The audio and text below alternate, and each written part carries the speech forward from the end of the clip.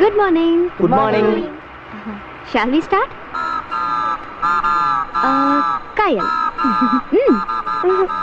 Muthu. Try பண்ணு. யாராவது பேசுங்க. I talk. That's good. I appreciate you. Thank you. என் அன்பு நண்பர்களே, நாம் தொடர்பு கற்றுக்கொள்வோமா? எப்படி இருந்தாலும் உங்கள் கருத்து சரியானது. ஆனால் நான் ஏன் கற்றுக்கொள்ள வேண்டும்? எனக்கு என்ன பயன்? இந்தியாவில் மட்டும் இல்லை, இந்த மொத்த உலகத்தில் இருக்க எல்லா பீப்புளுக்குமே ஒரு யூஸ்ஃபுல்லான ஒரு ஸ்கில்னால் அது கம்யூனிகேஷன் ஸ்கில் தான். நீங்கள் எஜுகேட்டர் ஆர் அன்எஜுகேட்டருங்கிறது இங்கே விஷயமே கிடையாது. உங்களோட கம்யூனிகேஷன் லெவல் இங்கே எந்த லெவலில் இருக்குங்கிறது தான் இங்கே முக்கியமே. ஆனாலுமே இன்னும் நிறைய பேர் வந்துட்டு கம்யூனிகேஷனாலே வந்துட்டு இங்கிலீஷில் பேசுன்னு நினச்சிட்டு இருக்காங்க. அது உண்மை இல்லை. உதாரணத்துக்கு சிங்கம் மூவியில் வர இந்த ஒரு சீன் எடுத்துக்காங்களேன். நம்ம விவேக் சார் வந்துட்டு ஒரு ப்ராப்பர் கம்யூனிகேஷன் ஸ்கில் இல்லாததுனால அந்த ஒரு வேலையை முடிக்கிறதுக்கு அவ்வளோ ஸ்ட்ரகிள் ஆகுவார். அதே நீங்கள் இந்த பக்கம் வந்தீங்கன்னா சூர்யா அவர்கிட்ட இருக்க அந்த ஒரு குட் கம்யூனிகேஷன் ஸ்கில்லை வச்சு அந்த ஒரு வேலையை ரொம்பவே ஈஸியாக எஃபர்ட்லெஸ்ஸாக செஞ்சு முடிச்சுட்டு போயிடுவார். அண்ட் இவங்க ரெண்டு பேருக்கு நடுவில் இருக்க அந்த ஒரு ரேங்கிங்கான டிஃப்ரென்ஸ் கூட இந்த கம்யூனிகேஷன் ஸ்கில் தான். This is how the communication was work. இந்த மாதிரி உங்களுக்குள்ளே இருக்கிற அந்த ஒரு பர்டிகுலர் இன்ஃபர்மேஷனை ஒரு 95% நீங்கள் சரியாக சொல்லிட்டாலே நீங்களும் வந்து ஒரு குட் கம்யூனிகேட்டர் தான். அது எந்த லாங்குவேஜாக வேணால் இருக்கலாம். இப்படி இந்த மாதிரி ஒரு கம்யூனிகேஷன் ஸ்கில் உங்ககிட்ட இருந்தால் எந்த விதமான பெனிஃபிட்ஸ்லாம் இருக்கும்னு இந்த வீடியோவில் பார்க்கலாம். நான் தான் சஞ்சய். வெல்கம் பேக் டு ஒரு பிராண்ட் நியூ எபிசோட் ஆஃப் கத்துக்கணும் ஐயா. தம்பிக்கிட்ட இதை கத்துக்கணும். ரிலேஷன்ஷிப்னு சொன்ன உடனே உங்கள் எல்லாருக்குமே ஞாபகம் வருது லவ் தானே. ஆனால் நான் இந்த லவ்வை பற்றி மட்டும் பேச வரல. ஆஃப்கோர்ஸ் லவ்வும் தான், ஆனால் லவ்வையும் தாண்டி இருக்கிற இந்த ஃப்ரெண்ட்ஸ் அண்ட் ஃபேமிலிஸ் இவங்களை பற்றியும் தான் நான் பேசிக்கிட்டு இருக்கேன். பொதுவாக இந்த லவ், ஃப்ரெண்ட்ஸ், ஃபேமிலி இவங்க எல்லாத்தையுமே நமக்கு வர ஒரு மேஜர் ப்ராப்ளம் வந்து மிஸ்கம்யூனிகேஷன் தான் இல்லையா? இப்போ நீங்கள் உங்கள் பார்ட்னர்கிட்ட ஒன்று சொல்கிறீங்க, அது உங்களுக்கு வேறு மாதிரி புரியுது அப்படின்னா பிரச்சனை அவங்கக்கிட்ட இல்லைங்க, உங்ககிட்ட. நீங்கள் அந்த இடத்துல தப்பாக பேசியிருப்பீங்க, இல்லை தப்பான வார்த்தையை யூஸ் பண்ணியிருப்பீங்க. எனக்கு தெரிஞ்சு பசங்களால் இதை அதிகமாக ரீட் பண்ணிக்க முடியும்னு நினைக்கிறேன். பொதுவாக ரிலேஷன்ஷிப்லலாம் வந்துட்டு ஒரு ப்ராப்ளம் வரணும்னு வச்சுக்கோங்களேன், அந்த இடத்துல வந்துட்டு ஒரு இன்சிடென்ட்டோ இல்லை ஒரு ப்ராப்பரான ரீசன் இருக்கணும்னு எந்தவித அவசியமே கிடையாது. நீங்கள் தேவையில்லாத இடத்துல சொல்கிற ஒரு போதும் அந்த இடத்துல பிளாஸ்ட் ஆகிறதுக்கு. அந்த மாதிரி ஒரு துயர சம்பவத்தை நீங்கள் தவிர்க்கணும் அப்படின்னு கேட்டிங்கன்னா இந்த இடத்துல ஆர்கானிக்கான ஒரு கம்யூனிகேஷன் உங்களுக்கு தெரிஞ்சிருக்கணும். தெரிஞ்சிருந்தீங்கன்னா நீங்கள் தப்பிச்சிங்க. ஜஸ்ட் ஒரு கம்யூனிகேஷனை மட்டுமே வச்சு இங்கே பிழைக்கிறவங்க நிறைய பேர் இருக்காங்க. ஆப்பர்ச்சுனிட்டிஸ் அப்படிங்கிறது இங்கே நிறைய இடத்துல இருக்குது. அது நீங்கள் எப்படி அப்ரோச் பண்ணுறீங்கிறது தான் உங்களோட டேலண்ட் அது அப்படின்னு சொல்லலாம்.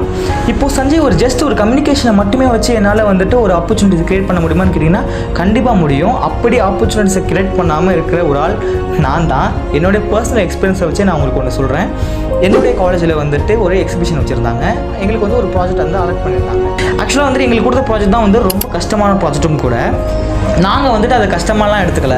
சரி, நம்மளோட டேலண்ட்டை காட்டுறதுக்கு இது வந்துட்டு ஒரு ஆப்பர்ச்சுனிட்டியாக எடுத்துக்கலாம் அப்படின்ட்டு ஜஸ்ட் ஒன் நைட்டில் அந்த ஒரு ப்ராஜெக்டை வந்துட்டு சக்ஸஸ்ஃபுல்லாக முடித்தோம். கடைசியாக தான் வந்தார் விநாயக் அப்படிங்கிற மாதிரி. அப்போ தான் எங்களுக்கு வந்து ஒரு ப்ராப்ளம் வந்துச்சு. Explain your project. அவ்வளோதான், நம்மளை முடிச்சு விட்டீங்க போங்க. எஸ், நீங்கள் நினச்ச மாதிரியே எங்களால் அதை ஒழுங்காக எக்ஸ்பிளைன் பண்ண முடியல. அந்த ஜட்ஜஸ்க்கெலாம் வந்துட்டு எங்களுடைய எஃபர்ட் தெரியணுங்கிறது அவசியமே கிடையாது. அந்த மொமெண்ட்டில் நீங்கள் ஒழுங்காக பர்ஃபார்மன்ஸ் பண்ணல, ஸோ நாங்கள் மார்க் போடுறேன்ட்டு சிம்பிளாக முடிச்சுட்டு போயிடுவாங்க. And that's day I realized how much important the communication is. Remember one thing guys, this world is never care about your effort, only they are focused on your result. So உங்ககிட்ட என்னதான் வந்துட்டு எக்ஸ்ட்ராடினரியான talent இருந்தாலுமே அதை enhance பண்ணுறதுக்கு உங்களுக்கு வந்து ஒரு proper கம்யூனிகேஷனுங்கிறது கண்டிப்பாக தேவை.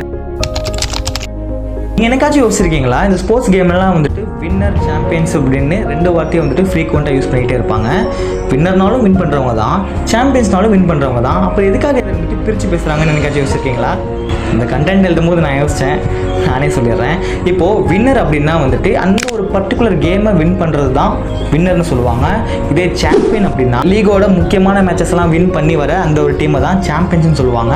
நீங்கள் ஒரு வாட்டி ஜெயிச்சா போதாது, நீங்கள் தொடர்ந்து ஜெயிச்சுக்கிட்டே இருந்தால் தான் எல்லாருக்குமே உங்களை ஞாபகம் இருக்கும். ஸோ நீங்கள் தொடர்ந்து ஜெயிக்கணும், நீங்கள் வந்துட்டு சக்ஸஸ்ஃபுல் பர்சனாக நீங்கள் இருக்கணும்னா உங்களுக்கு கன்சிஸ்டன்சி ரொம்பவே முக்கியம். அந்த கன்சிஸ்டன்சியை இந்த கம்யூனிகேஷன் உங்களுக்கு தரும். Yes, of course the consistency is not gonna be easy thing to do it. And if you want to be a consecutive person, then you need some kind of confidence, right? அந்த ஒரு கான்ஃபிடென்ஸையும் இந்த communication உங்களுக்கு தரும். Communications gives you confidence, confidence gives consistency, and consistency make you as a successful person in your life. அவ்வளோதாங்க, இந்த ஒரு சைக்கிளை நீங்கள் அழகாக பெடல் பண்ணாலே போதும், you will be successful. கரண்ட்டாக இந்த உலகம் இருக்கிற இந்த நிலைமையில் நம்மளால் பணத்தை கூட ஈஸியாக சம்பாதிச்சிட முடியும். ஆனால் இந்த ட்ரஸ்ட்டை வந்துட்டு ஈஸியாக சம்பாதிக்க முடியாது. ஒருத்தர் உங்களை ட்ரஸ்ட் பண்ணணும்னா நீங்கள் வந்துட்டு ஒரு வேல்யூபிள் பர்சனாக இருக்கணும். அதையும் தாண்டி நீங்கள் வந்து ஒரு நல்ல ஹியூமன் பீயிங்காக இருந்தால் தான் அது நடக்கும். இதுக்கு முன்னாடி நான் கம்யூனிகேஷனை பற்றி பேசினேன். இந்த 3 பாயிண்ட்ஸ் இருக்கு இல்லையா, ரிலேஷன்ஷிப், ஆப்பர்ச்சுனிட்டிஸ், கான்ஃபிடன்ஸ். இந்த 3 ரீப்ளேஸ் பண்ணுறதுக்கு வேறு ஏதாச்சும் ஒரு விஷயங்கள் வரலாம். ஆனால் இந்த ட்ரஸ்ட்டை மட்டும் கம்யூனிகேஷன் மட்டும்தான் தரும். I'm not jogging, seriously. நீங்கள் நல்ல வார்த்தை பேசுனீங்கன்னா கண்டிப்பாக நீங்கள் நல்லா இருப்பீங்க. அதோட சொல்லிக்கிட்டு இந்த வீடியோவை நான் முடிச்சுக்கிறேன். நல்லா பேசுங்க, நல்லதே பேசுங்க. அடுத்த வீடியோவில் வந்து நான் உங்ககிட்ட பேசுகிறேன். Until then, by from Sanjay.